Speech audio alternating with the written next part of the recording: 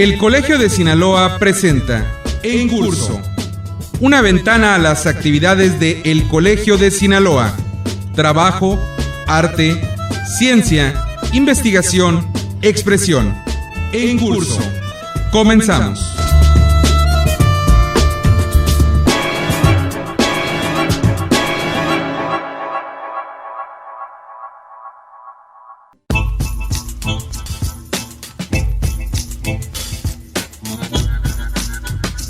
Hola, ¿qué tal, amigos radioescuchas? Bienvenidos una vez más a En Curso, el programa de El Colegio de Sinaloa.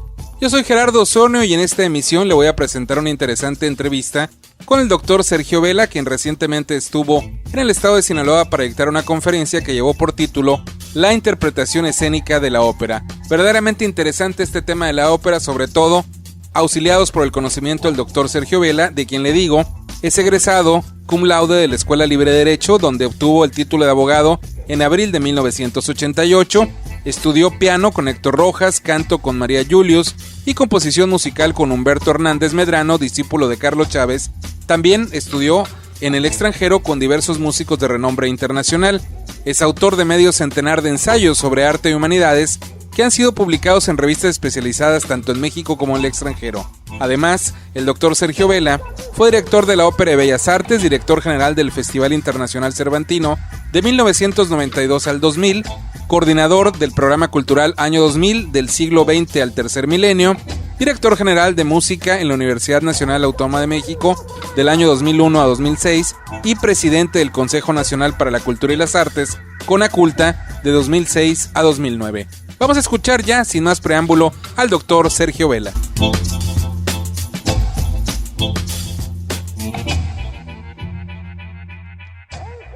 Le damos la más cordial bienvenida al programa En Curso, el programa de El Colegio de Sinaloa, al doctor Sergio Vela, quien nos acompaña el día de hoy como parte de las actividades del Seminario de Cultura Mexicana con el tema Interpretación escénica de la ópera. Doctor, bienvenido, un verdadero placer que nos acompañe aquí en este programa. Un placer para mí estar aquí en una tierra tan querida y además con gente tan apreciada por mí. Doctor, pues yo voy a comenzar con una pregunta a lo mejor muy básica, que sería, ¿cómo podemos definir la ópera? Es un género que mucha gente conoce, por lo menos de oída popular, es decir, se conoce popularmente. Quizá muy pocos han tenido la oportunidad de presenciar una ópera en toda la regla, pero ¿cómo podríamos definirla? Mire, qué bueno que usted comienza por una pregunta de esta índole, porque frecuentemente el público supone que la ópera son momentos de lucimiento de un cantante, a veces acompañado de un piano y a veces acompañado de una orquesta. En el mejor de los casos se piensa en una interpretación escénica, una representación que va de la mano de esos fragmentos, pero hay que decir, y voy a empezar por la vía negativa, si me permite, para tratar de ser un poco más didáctico, si se quiere, y un poco más claro. Hay que decir que la ópera no es música a la que se le añade la letra o el texto. La ópera esencialmente es drama cuyo vehículo de expresión es musical. Entonces, debemos siempre partir del hecho de que el origen mismo de la ópera es dramático. Se trata de una historia como cualquier obra de teatro, nada más que con la peculiaridad que la voz tiene un tratamiento distinto, es un tratamiento musical, y la ambición inicial de quienes inventaron, porque es auténticamente un invento renacentista o tardo renacentista, es precisamente reunir las distintas artes que de suyo son disímbolas, son aparentemente incluso antitéticas, porque la palabra da concreción y la música es notablemente ambigua. ¿Qué significa un discurso musical? Pues eso solamente se puede entender en términos autorreferenciales. Solo la música explica lo que es la música, pero al vincularse con la palabra, que es algo tan concreto, la potencia. Con todo esto lo que quiero decir es que la ópera no es la serie de fragmentos ilustres que implican el lucimiento de los cantantes, sino esencialmente un drama cuyo vehículo de expresión requiere de la música. Es esencialmente musical, pero el punto de partida siempre es el drama. Doctor, la ópera es un arte escénico que tiene una tradición inmensa en muchos países. Pero quisiera que nos platicara un poco, ¿cuándo llega a México? ¿Cuándo aparece en México en el panorama, digamos, del arte, la ópera, como usted la acaba de definir? Debemos entender que el periodo colonial, del que frecuentemente olvidamos capítulos muy importantes, porque la historia de la independencia mexicana implicó, además de todas las gestas heroicas, también una negación del pasado inmediato. Pues en el periodo colonial llega la ópera al Nuevo Mundo. La ópera comienza en Europa a finales del siglo XVI, inicios del siglo XVII, propiamente en el periodo barroco. Podemos decir de una manera aproximada y convencional que la primera gran ópera es la Fábula de Orfeo de Monteverdi, estrenada en 1607 en Mantua. Menciono esto porque el estreno de la Fábula de Orfeo de Monteverdi ocurrió en el ámbito de un palacio.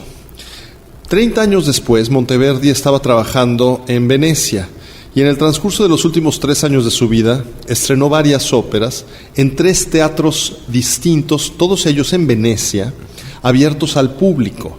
Lo cual es ya de suyo denotativo. ¿Qué sucedió? Que en el transcurso de 30 o 40 años, la ópera tomó por asalto la conciencia cultural europea. De tal manera que de ser un entretenimiento cortesano al que se acudía por invitación, se convirtió en un entretenimiento público, en una forma artística a la que el público acudía pagando un boleto, y había teatros en una ciudad como Venecia, varios, que simultáneamente rivalizaban entre sí. Bueno, en el transcurso del siglo XVII, la ópera triunfa en todas las ciudades importantes en Europa, y la primera ópera que surge en el continente americano se denomina La Púrpura de la Rosa, de Tomás Torrejón y Velasco, con libreto, esto es muy importante, de Pedro Calderón de la Barca, y fue estrenada en la corte virreinal de Lima, en Perú. Esa misma ópera, que subsiste y que existe grabaciones y está ampliamente divulgada, se ha rescatado, esa misma ópera llegó al poco tiempo a la corte virreinal de México. Y con ello comienza el capítulo de la ópera novohispana, aunque el producto había sido estrenado previamente en Lima, en 1701, es decir, menos de 100 años después del estreno de la primera gran ópera. La primera ópera compuesta en México data de una época similar, en la primera década del siglo XVIII, y se llama La Parténope, de Manuel de Sumaya. Lamentablemente, de esta ópera tenemos todas las referencias, salvo la partitura. Es decir, no tenemos todavía, y subrayo el todavía porque yo quiero pensar que no está perdida, sino solamente extraviada, que en algún momento aparecerá en algún archivo, porque bueno, imagínense lo que significa para nosotros poder rescatar un manuscrito así. Lo cierto es que sabemos que en el transcurso del siglo XVIII hubo una gran proliferación de esta forma dramático-musical, y después, en el transcurso del siglo XIX, ya con el México independiente, lo que sucedió es que la afición del público, no solamente en la Ciudad de México, sino en las ciudades más importantes del país y que tenían, digamos, mayor capacidad de organización, porque la ópera requiere un enorme esfuerzo siempre para poder ser llevada a cabo. Venían compañías itinerantes, preponderantemente de Italia, que hacían gira por los distintos países americanos, pasaban meses enteros, a veces años enteros, yendo de lugar en lugar, y así comenzó a divulgarse el repertorio europeo en México en el transcurso del siglo XIX, ante todo el repertorio italiano y francés. Por supuesto, había compositores mexicanos que estaban escribiendo óperas, pero frecuentemente muy influidos por la escuela italiana. Eran obras que, si no imitaban, por lo menos sí seguían los cánones estéticos de la ópera italiana. Y en realidad, el siglo XX es un siglo en el que la ópera nacional, digamos, la ópera compuesta en México, tuvo menos fuerza inicial que el ballet, porque la danza en la época de la Revolución Mexicana y el periodo postrevolucionario se consideró una forma más democrática, más accesible. La ópera, por estar cantada en otro idioma, se asoció con un cierto elitismo de una cultura que estaba siendo superada, la cultura porfiriana, digámoslo así. Me parece que era explicable a la luz de las circunstancias políticas, pero paulatinamente los compositores mexicanos del periodo posrevolucionario se dieron cuenta también que la ópera es un gran vehículo de expresión. Entonces, encontramos en un compositor como Carlos Chávez, una ópera absolutamente magistral, estrenada en Estados Unidos, porque le fue comisionada en Estados Unidos, que es Los Visitantes, The Visitors se llama en inglés, que es una obra francamente excepcional. Y ha habido una enorme cantidad de compositores que se han dedicado con más o menos frecuencia a hacer ópera en México. Hay muchísimos estudios al respecto y algo que yo subrayo es que en la actualidad hay mucho interés por parte de los compositores de ópera, de los compositores mexicanos por hacer ópera. Y además, por otro lado, es una forma que está cada vez más presente en todo el país. Afortunadamente los distintos estados de la República, con sus propios teatros, con sus propias organizaciones, están contribuyendo de manera decisiva a la producción de ópera, y en esto también hay que reconocer el mérito que ha tenido los medios de comunicación, que han permitido que esa forma artística que se consideraba a veces como inaccesible sea cada vez más disfrutada. Influye mucho que en los últimos 30 años la ópera se ha subtitulado. Mientras los cantantes están ejecutando la parte en otro idioma, hay una traducción simultánea, entonces ya no existe el pretexto de aburrirse por falta de entendimiento.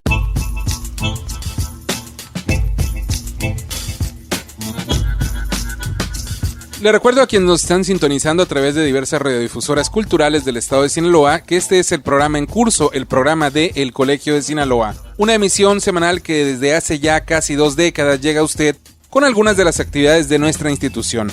En esta ocasión estamos escuchando al doctor Sergio Vela, quien estuvo presente recientemente en el estado de Sinaloa para hablar sobre ópera, y verdaderamente es apasionante esta entrevista.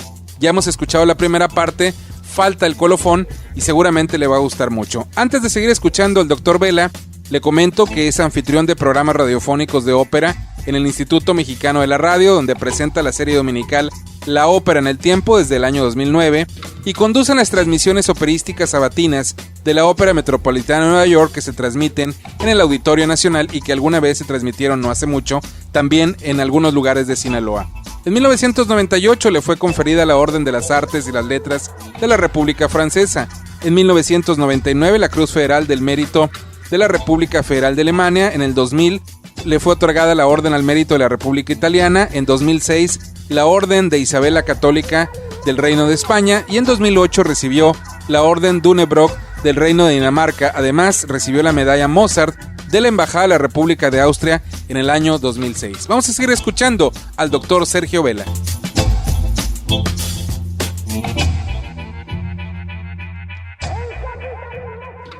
Doctor, usted acaba de tocar un tema muy importante, los mexicanos, los compositores que han estado vigentes en la creación de ópera.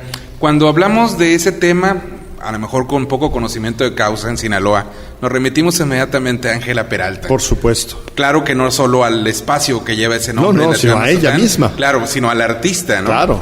Pero en su amplio conocimiento de la ópera, ¿cuáles serían los personajes, o las personas más bien, más importantes de la historia de la ópera en México? Bueno, ya sea como intérpretes o como compositores. Bueno, usted acaba de mencionar, por supuesto, un nombre absolutamente emblemático. No hay que olvidar que la calle del costado poniente del Palacio de Bellas Artes en la Ciudad de México se llama Ángela Peralta, llamado el ruiseñor mexicano. Por ejemplo, en el siglo XIX la figura de Melesio Morales, un compositor mexicano que triunfó en Italia, me parece tan importante en sus propios términos como lo fue Carlos Gómez en Brasil, por ejemplo, que era un compositor aplaudidísimo en Italia también. Sí, estos compositores iberoamericanos que conquistan el sitio de origen de la ópera, eso me parece a mí muy, muy interesante. Claro. Me parece también importantísimo destacar, bueno, ya mencioné a Carlos Chávez, algunos compositores mexicanos como Daniel Catán, de muy feliz memoria, lamentablemente fallecido hace unos cuantos años, que es uno de los compositores de ópera contemporánea en el mundo más exitosos, porque dio a la ópera de nuestro tiempo de vuelta el sentido melódico como expresión. En lugar de experimentar acústicamente y sin perder su creatividad original, Daniel Catán supo tener esta capacidad de comunicación con el gran público, lo mismo en Estados Unidos que en Inglaterra, que en Viena y desde luego en México. Él es una figura emblemática. Destaco, por supuesto, la figura de Federico Ibarra, un compositor de primerísima importancia que está plenamente en activo. Su catálogo operístico es de veras muy significativo. Y bueno, podemos mencionar también grandes intérpretes. No podemos olvidar a Fanny Anitua, que era de Durango, una gran contralto, la gran contralto potosina Oralia Domínguez, que falleció hace poco, la maestra Irma González, una soprano excepcional que cantaba lo mismo con Furtwängler que con Bruno Walter o con los grandes maestros iberoamericanos, y que además dejó una notabilísima escuela de canto, es decir, formó nuevas generaciones de cantantes, o Hilda Cruz Romo, una cantante tapatía, que lo mismo triunfaba en la Scala de Milán que en el Metropolitan Opera de Nueva York. Se dice mucho que México es una tierra de tenores. Bueno, pues debemos subrayar, por supuesto, la presencia en los escenarios, aún a la fecha, de un Francisco Araiza, que muy jovencito fue designado por Herbert von Karajan como uno de sus tenores predilectos, o el enorme Ramón Vargas, que es a la fecha pues uno de los tenores líricos más impresionantes que ha dado el final del siglo XX y que está totalmente en activo a inicios del siglo XXI. Para muchos, uno de los mejores cantantes del mundo en la actualidad, y yo me sumo entre los que así lo consideran. Hemos tenido un fenómeno tan apreciado como Rolando Villazón, o recientemente un Javier Camarena. Hay muchísimos cantantes que han dejado huella significativa. De Sinaloa, precisamente, fue, de Mazatlán, Guillermo Saravia, un barítono que fue absolutamente excepcional en su destreza interpretativa. Él falleció, curiosamente, el mismo día del temblor de 85, pero falleció en Europa. Era una figura recurrente en la ópera de Viena y en la Scala de Milán. Sir Guillermo Saravia deja una huella notabilísima. Acaba de fallecer Roberto Bañuelas, uno de los grandes barítonos mexicanos, que también dejó una huella imperecedera. Y en el terreno de la interpretación escénica, bueno, yo quisiera destacar de manera muy especial las figuras de Ludwig Margules y de Juan Ibáñez. Ludwig Margules y Juan Ibáñez dieron a la ópera en México un sentido de gran teatralidad. Digamos que hasta antes de los años 80 del siglo pasado, la ópera, escénicamente hablando, era bastante plana, era una especie de lectura muy superficial de lo que se dice en el libreto. Era una suerte de naturalismo adrede, sin profundizar en las motivaciones psicológicas de los personajes o en la capacidad reinterpretativa que el teatro sí había tenido. Entonces, ellos llevan el sentido de interpretación teatral contemporánea a la ópera en México. Entonces, de algún modo, toda mi labor creativa está vinculada con las enseñanzas que yo recibí de Ludwig Margules y de Juan Ibáñez. Ambos, con estilos totalmente distintos, tuvieron una formidable aproximación renovadora al fenómeno escénico. También quisiera mencionar a un gran escenógrafo que ha hecho una importantísima labor en el terreno de la ópera, que es Alejandro Luna, un verdadero maestro de la escenografía, del espacio, de la luz. Y en paz descanse también recordar a un crítico que era un gran impulsor de esa visión también renovada y renovadora de la ópera como una forma artística totalmente viva y no anquilosada, que fue José Antonio Alcaraz. es muy difícil hacer justicia con una pregunta tan comprometedora como la que usted me hizo, pero lo hago, me parece que con esto tenemos un panorama de compositores, intérpretes y creadores escénicos y críticos que de alguna manera han influido decisivamente en el quehacer operístico en nuestro país. Doctor Vela, todos sabemos que en México, en el Palacio de Bellas Artes, hay una temporada anual de ópera, pero la provincia mexicana, usted como director que fue del organismo promotor por excelencia de la cultura en México, seguramente estuvo muy cerca del trabajo de montajes y del conocimiento de lo que se está haciendo con la ópera en el resto del país. ¿Cuál es el panorama en ese sentido? Mire, celebro que usted mencione este punto, porque yo siempre he considerado que se necesitan dos cosas que funcionen bien. Que haya una infraestructura capaz de recibir la complejidad de un espectáculo y una estructura capaz de operar toda la iniciativa cultural. Durante muchísimo tiempo en México, por cuestiones, digamos, de política gubernamental, no solamente me refiero al gobierno federal, sino muchos de los gobiernos locales, sean estatales o municipales, pensaban que la mejor manera de promover la cultura era haciendo nuevos recintos.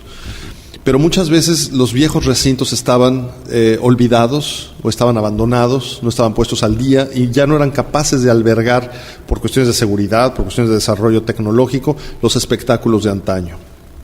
Entonces, yo propuse dentro de la Conferencia Nacional de Cultura que establecimos justamente durante el periodo que yo fui presidente del Consejo Nacional para la Cultura y las Artes, es decir, yo estaba convencido, sigo convencido, de que una verdadera política cultural nacional, y el Consejo se llama Consejo Nacional, no es gobierno federal en solitario, claro, porque no debemos confundir lo nacional con lo federal.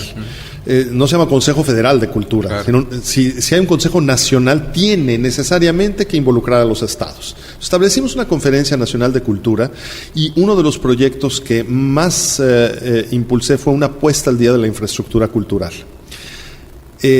No me gusta arrogarme méritos, pero bueno, usted me acaba de hacer una pregunta que resulta pertinente recordar que fue justamente en esa gestión de un servidor, en vísperas del bicentenario de la independencia y del centenario de la Revolución, que en todo el país hubo mucho interés por poner al día los teatros centenarios.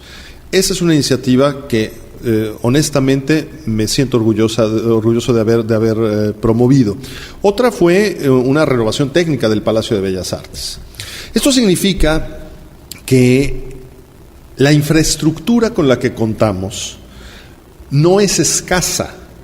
Quizás sea insuficiente porque somos una sociedad muy diversa, con una geografía muy compleja y con muchísimas necesidades. Quizá en materia cultural nunca haya suficiente infraestructura para atender todo aquello que nos apeteciera. Pero hay infraestructura en los estados y yo estoy convencido también que lo que se requiere es un sentido de corresponsabilidad en la gestión cultural para involucrar no solamente a una institución federal como puede ser el Instituto Nacional de Bellas Artes, sino para que las instituciones locales, los institutos de cultura o secretarías de cultura de los estados, los consejos municipales de cultura y el sector privado, la sociedad civil de cada lugar se involucre en el quehacer cultural. Porque sabemos también que los recursos públicos al respecto son insuficientes e inadecuados. Entonces, de lo que se trata ahora, con una infraestructura renovada y que espero se mantenga siempre al día, es de promover los mejores mecanismos para que haya los incentivos fiscales necesarios para poder sumar esfuerzos por parte del sector privado que respalde también las iniciativas públicas o que sean iniciativas del sector privado, asociaciones civiles sin ánimos de lucro, que puedan recibir los apoyos públicos en la utilización de la infraestructura que concierne a todos. Esos son los mejores mecanismos de corresponsabilidad, no dejar que sea solamente el sector gubernamental el que haga por nosotros, los ciudadanos, ni dejar tampoco que no haya una política de apoyo, de estímulo fiscal a quien está haciendo una inversión en algo tan importante como es la promoción cultural. Doctor, nos quedan unos pocos minutos, pero quiero aprovechar su presencia para hacerle una pregunta que quizá le está asaltando ya a muchos radioescuchas. ¿Cómo nos podemos acercar a la ópera, los ciudadanos de a pie, como su servidor, que poco sabemos de eso, que a veces tenemos poca oportunidad de presenciarla y a veces desaprovechamos esas oportunidades por el prejuicio de no entender, de no saber cómo abordarla, cómo percibirla como público. ¿Cuál sería su consejo? Bueno, a ver, yo creo que aquí son varias cosas. Por una parte, afortunadamente, los medios de comunicación, la radio y la televisión cultural, tienen espacios dedicados a la ópera. Entonces, lo primero es no cambiarle el canal, claro, o no cambiarle a la estación, sino empezar a interesarse en lo que uno está escuchando, empezar a adquirir el hábito, el gusto. Sí, la ópera es un gusto adquirido, pero no vamos a poder disfrutar de un buen vino si nunca lo probamos. Tenemos que probarlo, volverlo a probar, paladearlo y le vamos encontrando el gusto.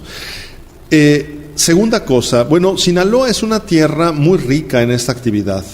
Curiosamente afortunadamente hay actividad en Culiacán y en Mazatlán con regularidad, lo que implica además la posibilidad de distintos municipios de acercarse, y seguramente también habrá un interés de parte del gobierno sinaloense de llevar a otros municipios. Entonces hay una actividad regional que tiene una trascendencia, una visibilidad, concursos de canto. Aquí está en esta zona, bueno, no solamente la Orquesta Sinaloa de las Artes, sino está también todo un proyecto didáctico en Culiacán, y hay otro en Mazatlán, en manos del maestro Enrique Patrón de Rueda, que es una de las figuras importantísimas del quehacer operístico en nuestro país, cuya trayectoria pues es más que apreciada por quienes admiramos y queremos a Enrique Patrón de Rueda. Por otra parte, me parece importantísimo también poder, perdiéndole el miedo a la ópera, poder acceder a los libretos, leerlos, enterarnos de la trama. Si tomamos en cuenta que es teatro, necesitamos saber de qué se trata. Claro. Y el Internet, créame que lo facilita muchísimo. Hay incluso una página que yo no ceso de recomendar, Careol, con K. Careol es el castillo de Tristán, en Tristán e Isolda. Entonces, Careol, con K.es, porque es una página española. Es una página de libretos traducidos al español. Perfectibles, pero cada día hay más libretos traducidos al español. Entonces, quien se entere que va a escuchar una ópera, que busque el libreto, que lo vaya siguiendo, y en la medida en que nos damos cuenta que se trata, como decía yo al inicio, de un drama cuyo vehículo de expresión es la música, y no simple y sencillamente de una pirotecnia vocal que quién sabe qué estén diciendo, creo que la experiencia es mucho más disfrutable.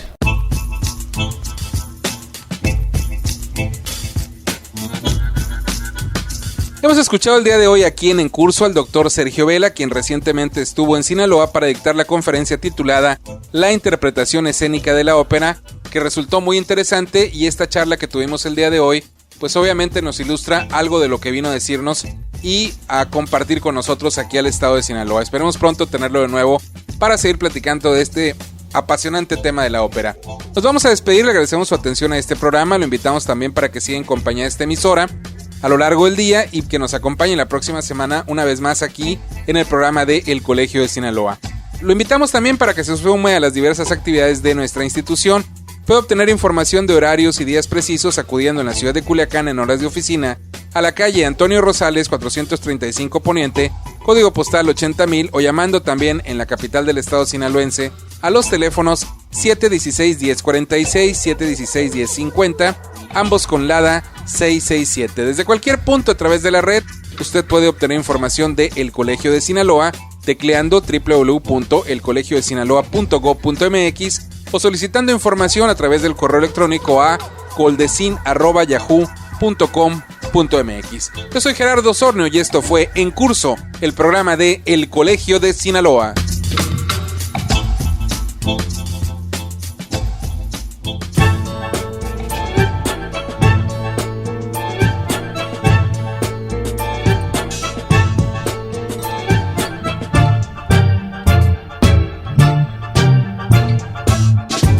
Este fue En Curso, una ventana a las actividades de El Colegio de Sinaloa.